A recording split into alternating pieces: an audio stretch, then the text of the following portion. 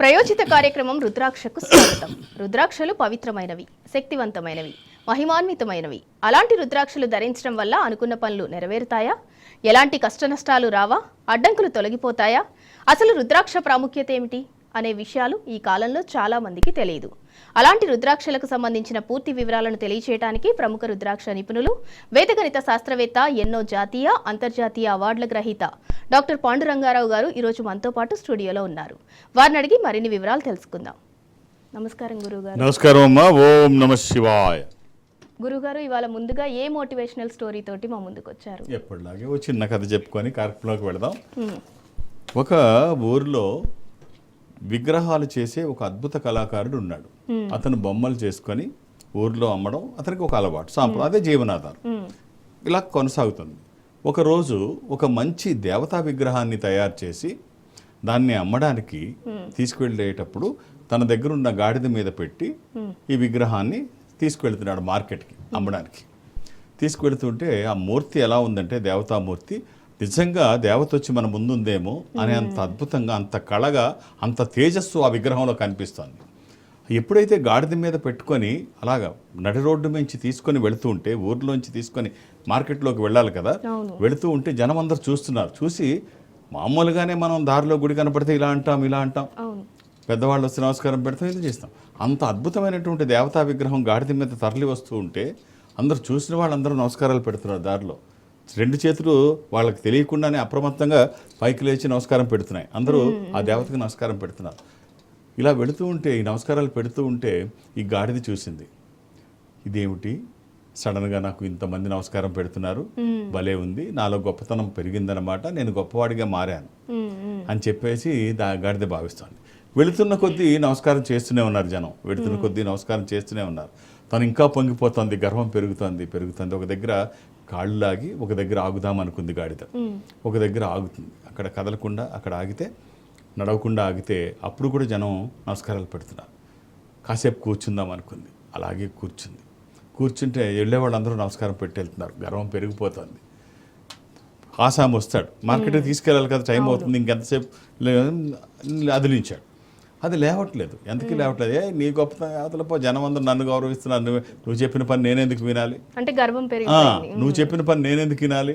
అయిపోయింది, నేనేదో తెలియక అప్పుడు చేశాను, ఇప్పుడు నేనెవరో నాకు తెలుసు, ప్రజలకు తెలుసు, నువ్వు చెప్తే వినాల్సిన అవసరం నాకు లేదని చెప్పేసి విదిలించిన కదలకుండా అలాగే గాడిద ఉంది. ఇక ఇది ఎప్పటికీ వినదు అని చెప్పేసి ఒక నిర్ణయానికి వచ్చేసి ఆ విగ్రహాన్ని తనే తీసుకొని నెత్తి మీద పెట్టుకొని, తప్పదు కదా, అది అమ్మితే కానీ బతకలేడు, ఇదేమో రావట్లేదు, ఆ విగ్రహాన్ని తీసుకొని నెత్తి మీద పెట్టుకొని తను వెళుతున్నాడు.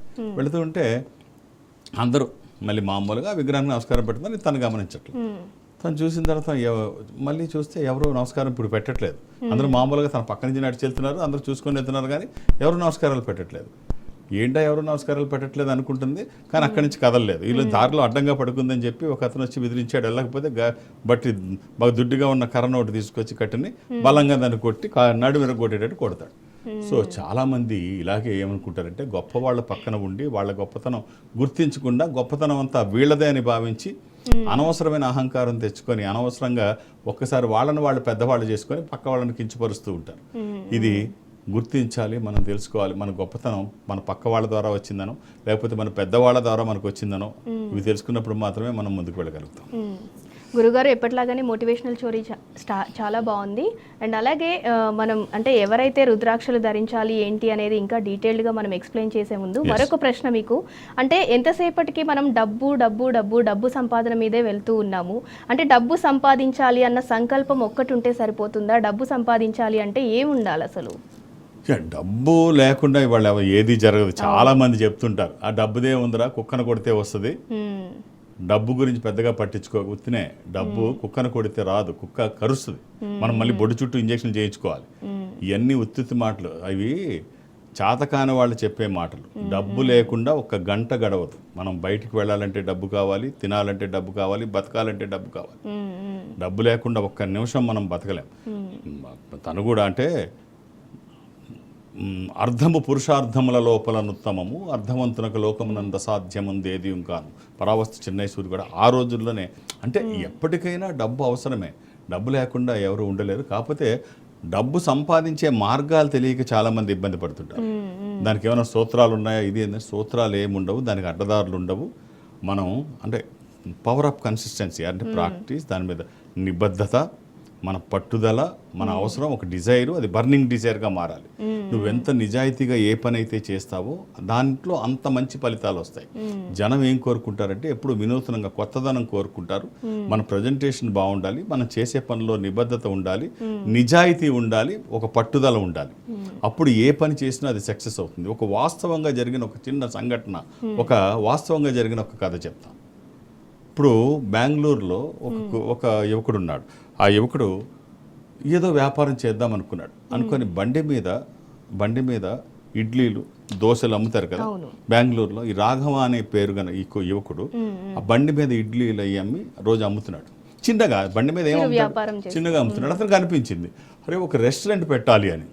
రెస్టారెంట్ పెట్టాలి అంటే తనతో సాధ్యమయ్యేది. బండి తోలుకునేవాడు రెస్టారెంట్ సడన్గా ఎలా పెడతాడు అని కలలుగా అంటున్నాడు. అంటే సంకల్పం బలంగా ఉంటే ఏదైనా జరుగుద్ది, కొండ అయినా చిన్నదే. తను రోజు అలా అనుకుంటున్నాడు. కుర్రాడు కూడా చక్కగా నీట్గా ఉంటాడు, చదువుకున్న పిల్లాడు, ఉద్యోగం రాలేదు, దీని మీద ఇలా చేస్తున్నాడు. ఇతన్ని గమనించిన దివ్య అనే ఒక అమ్మాయి CA చదువుకుంది, డబ్బులు బాగా సంపాదిస్తుంది. CA ఆఫీసులు ఉంటే వాళ్ళకి లక్షల్లో ఉంటుంది జీతాలు. అది దివ్య లక్షల్లో సంపాదిస్తోంది. ఇతనితో పరిచయం అవుతుంది. పరిచయం అయ్యి తెలుసుకొని రెస్టారెంట్ పెడదామని అంటే వీళ్ళిద్దరూ రెస్టారెంట్ ప్లాన్ చేస్తారు. ఆ అమ్మాయికి దగ్గర కొంచెం గొప్ప డబ్బులు ఉన్నాయి. ఎలా ప్లాన్ చేశారంటే, అంటే నిజాయితీ, నిబద్ధత అనే మాట మనం మాట్లాడుకున్నాం. బెంగళూరులో రామేశ్వరం కేఫ్ గూగుల్ చేస్తే కనిపిస్తుంది. రామేశ్వరం కేఫ్ అనే పేరు మీద, ఎందుకంటే అబ్దుల్ కలాం గారు సొంత ఊరు రామేశ్వరం, ఒక మిసైల్ మ్యాన్గా భారతదేశానికి పేరు తెచ్చినటువంటి వ్యక్తి, ఆయన పేరు మీద పెడదామని ఈ రామేశ్వరం కేఫ్ పెట్టారు. అందులో ఏం చేశారంటే వీళ్ళు పెట్టి స్టార్టింగ్లోనే నెలకి 4 కోట్ల రూపాయల ప్రాఫిట్, 4 కోట్ల రూపాయల ప్రాఫిట్ నెలకి. అది చూస్తే అందరూ ఆశ్చర్యపోతారు. వీళ్ళు ఏం చేశారు, జనంకి ఏది అవసరం, ఏది కోరుకుంటున్నారు, అది ఎలాగా, ఇందులో నార్త్ ఇండియా అనేది ఎక్కడ లేకుండా సౌత్ ఇండియాకి సంబంధించినటువంటి ఇడ్లీ, దోశ ఇలాంటివి ఏమైతే ఉన్నాయో ట్రెడిషనల్ డిషెస్ అవి మాత్రమే పెట్టారు. అది కూడా ఫ్రిడ్జ్లో పెట్టడము, రాత్రి వండింది పొద్దున, రాత్రి నానబెట్టింది పొద్దున, ఇలా ఏది, అలాగే చట్నీ రాత్రిది ఫ్రిడ్జ్లో పెట్టడము, మిగిలిపోయినవన్నీ ఫ్రిడ్జ్లో పెట్టి తగ్గింది రేపు వాడడము, ఇలా ఏమీ పెట్టుకోకుండా చట్నీ చేసిన 4-5 సార్లు చేయడం.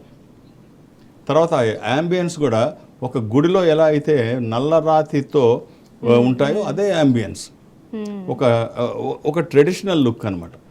ఎంత అద్భుతంగా వాళ్ళ ప్రజెంటేషన్ కానీ, వాళ్ళ రుచి, ఎక్కడ ఆయిల్ వాడలేదు, డే 1 నుంచి గీ, ప్యూర్ స్వచ్ఛమైన గీ. కస్టమర్ ఏం కోరుకుంటాడో ఎక్కడ కాంప్రమైజ్ అవ్వలేదు. ఎక్కడ డిన్నర్ది ఈరోజు పెట్టడం కానీ, లేకపోతే సాయంత్రంది పొద్దున పెట్టడం, పొద్దున్నది సాయంత్రం పెట్టడం, ఇలా కాదు, ఎప్పటికప్పుడు ఫ్రెష్గా చేసి పెట్టారు. ఇది గమనించిన ప్రజలు చాలా తక్కువ సమయంలో రామేశ్వర కేఫ్ని ఇప్పుడు ఎక్కడికో తీసుకెళ్ళిపోయారు.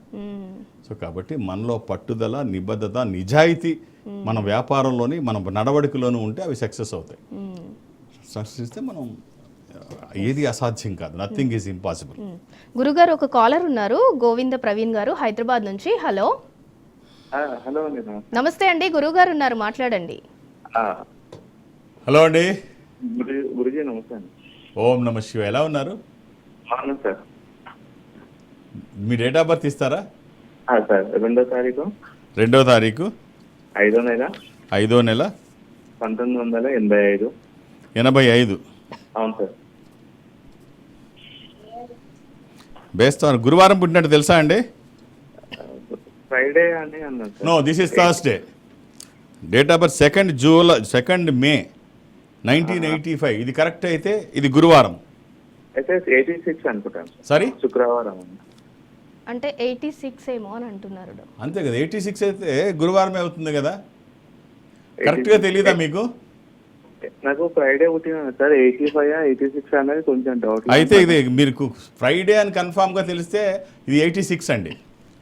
86 Friday. If it is Friday that is 86 2 మే, అది 86, అందులో ఎలాంటి సందేహం లేదు. ఇప్పుడు మిగిలిన వివరాలు కూడా నేను చెప్తాను.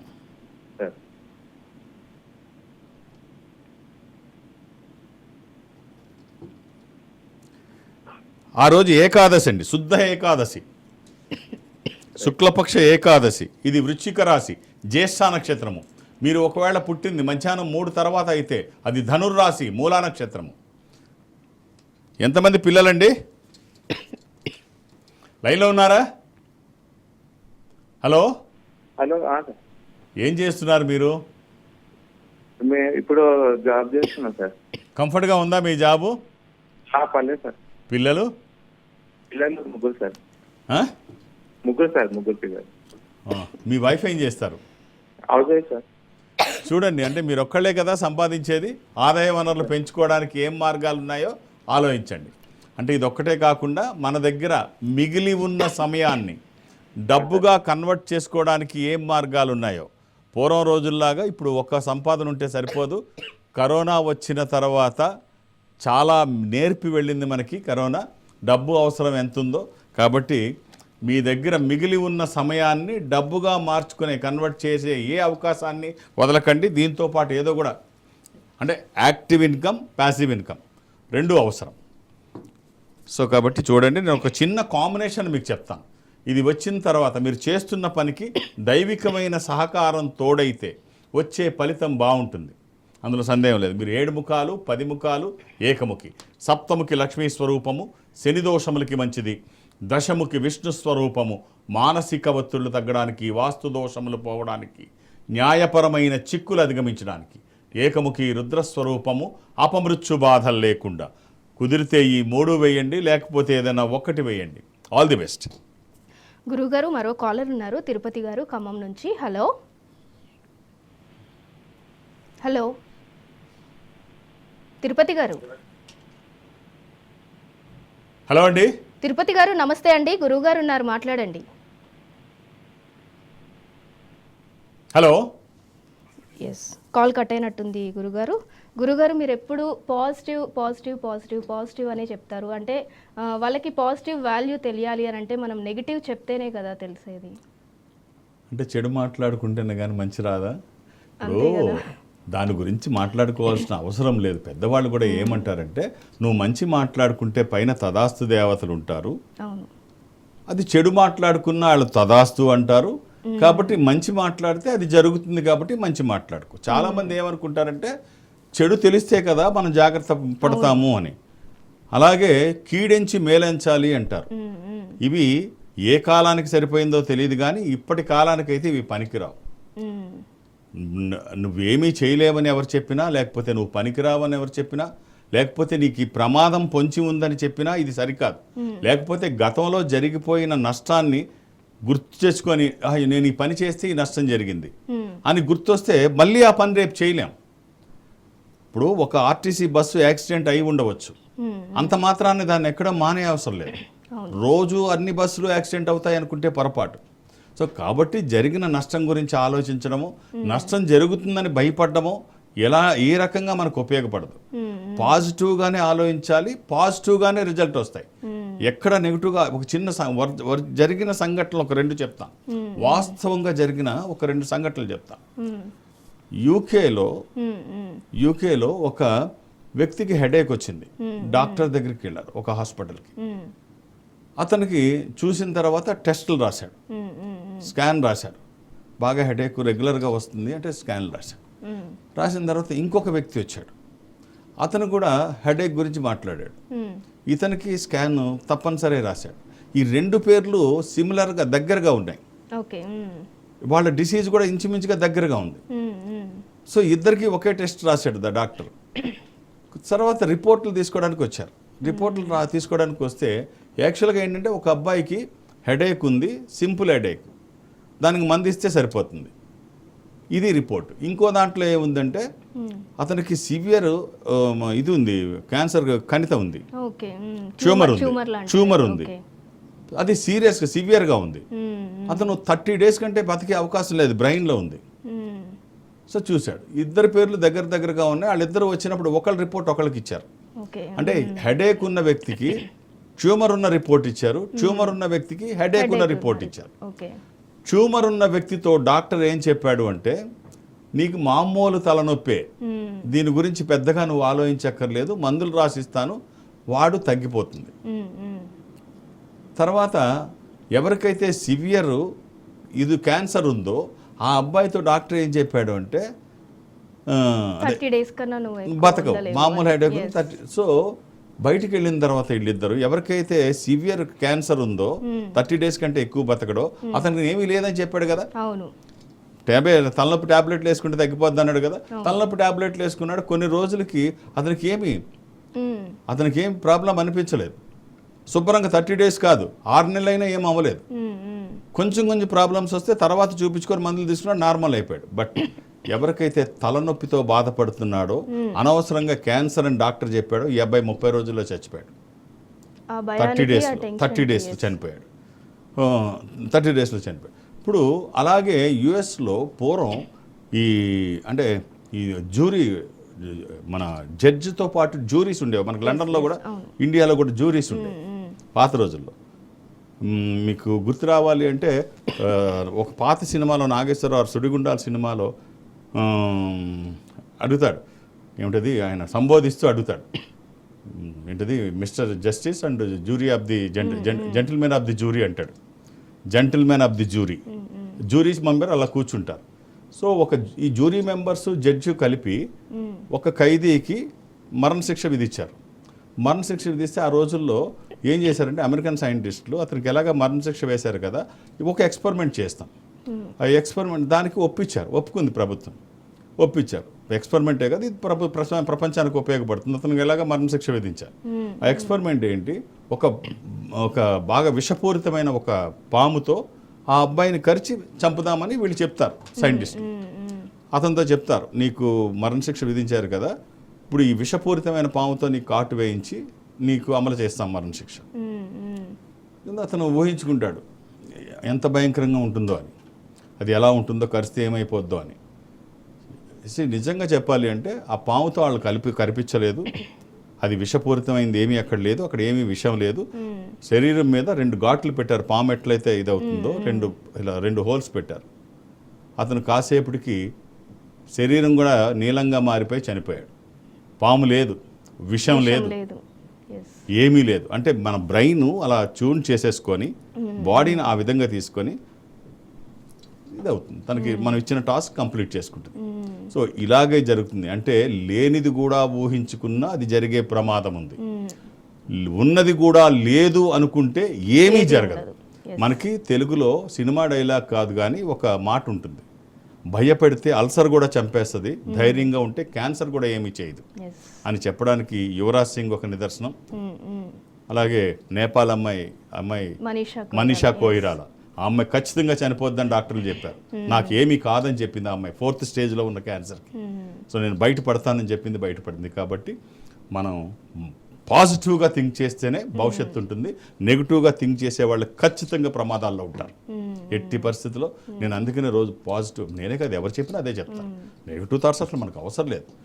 అది తెలిస్తే కదా ఇది బాగుంటుంది అంటే అసలు అది తెలుసుకోవాల్సిన అవసరమే లేదు. గురుగారు మరో కాలర్ ఉన్నారు విజయనగరం నుంచి, గోపాలకృష్ణ గారు. హలో, నమస్తే అండి, గురుగారు ఉన్నారు, మాట్లాడండి. హలో గోపాలకృష్ణ గారు. గోపాలకృష్ణ గారు మీ టీవీ వాల్యూమ్ తగ్గించి గురువు గారితో మాట్లాడండి. నమస్తే అండి గురువు గారు. ఓం నమ శివ. ఎలా ఉన్నారండి? బాగున్నానండి. చెప్పండి గోపాలకృష్ణ గారు, మీ డేట్ ఆఫ్ బర్త్ ఇస్తారా? 11 నెల 2వ తారీఖు 1973. తెల్లారుజాముని 4:30కి పుట్టాను. అవునండి, శుక్రవారం నాడు తెల్లవారుజామున. శుక్రవారం నాడు తెల్లారుజాము, తెల్లారితే శనివారం. అవును. తెల్లవారితే శనివారం కాదు, మీరు పుట్టింది తెల్లవారుజామున శుక్రవారం నాడు. ఇది గోపాలకృష్ణ గారు, ఇది తెల్లవారుజామునే శుక్రవారం నాడే. సరే. ఏం చేస్తున్నారు గోపాలకృష్ణ గారు? ఆయన వర్క్ చేస్తారండి, ట్రాక్టర్ మెకానిక్ అండి. ఏం మెకానిక్ అమ్మా? Tractor mechanic work. Tractor mechanic. ఇది పంచమి, శుక్లపక్షము, శుద్ధ పంచమి. ఇది పూర్వాషాఢ. ఏమిటమ్మా, ఎంతమంది పిల్లలు మీకు? 2 అబ్బాయిలు సార్. పిల్లలు ఏం చేస్తున్నారు? 7th క్లాస్ ఒకరు, 6th క్లాస్ ఒకరు స్టడీస్.